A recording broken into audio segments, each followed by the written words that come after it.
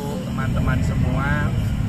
Pada hari ini tanggal 1 September bertempat di Posko Rakyat Jawa Timur Menggugat, kami ingin menyampaikan beberapa hal terkait situasi politik baik itu nasional maupun lokal yang dalam beberapa hari ini tidak kondusif. Aksi-aksi yang awalnya disampaikan secara damai tetapi berujung pada tindakan anarkis, berujung pada tindakan penjarahan. Tentu ini patut disesalkan. Ada pembakaran beberapa kantor DPRD di beberapa kota di seluruh Indonesia, juga ada pembakaran kantor negara Gerahadi, di mana kantor ini tidak ada kaitannya dengan isu nasional, tetapi oleh pengunjuk rasa ini menjadi sasaran amuk massa sampai terjadi pembakaran. Belum lagi mulai hari ini sampai tanggal 4 di Surabaya kantor WFH, sekolahan daring. Kenapa? Karena ini menunjukkan ada ketegangan, ada kekhawatiran, ada ketakutan masyarakat keluar rumah. Bahkan warga yang kerja di mal pun juga pulangnya lebih awal, takut terjadi demo kalau malam hari. Beberapa waktu yang lalu di Jalan Basuki Rahmat pun ada sweeping mobil N, yang ini tidak ada kaitannya dengan isu nasional, tidak ada kaitannya dengan isu lokal. Belum lagi ada persoalan gesekan yang akan melawan kalau ada aksi tanggal 3. Nah, mencermati hal-hal ini, tentu kami dari rakyat Jawa Timur Menggugat berpikir bijaksana, bertindak secara arif.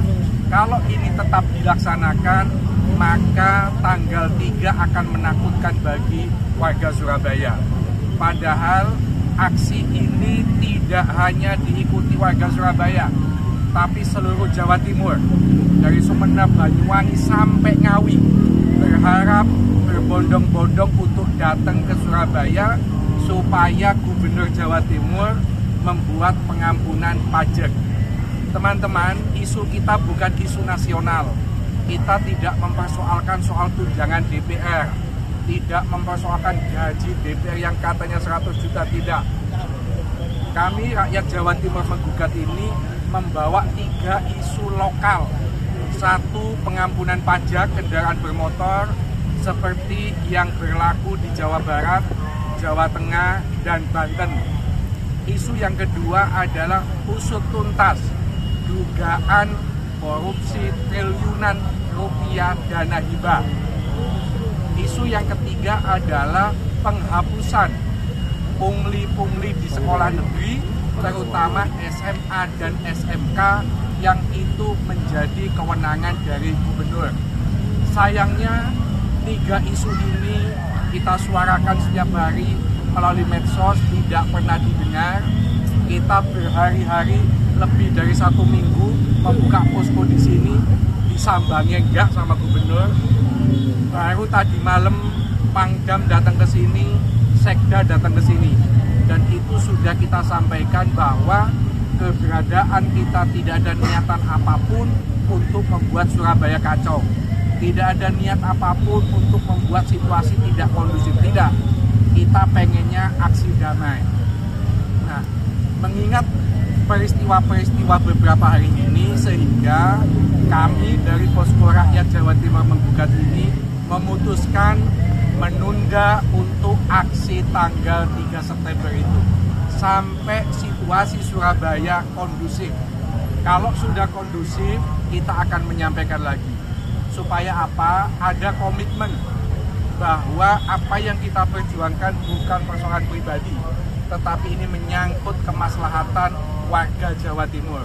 Andai kata gubernur itu membuat pengampunan pajak, kami akan nobatkan yang namanya Bu Khofifah itu sebagai pahlawan, di mana dalam situasi ekonomi yang sulit dia meringankan beban masyarakat, bukan seperti sekarang yang memberatkan pajak yang harus dibayar oleh masyarakat.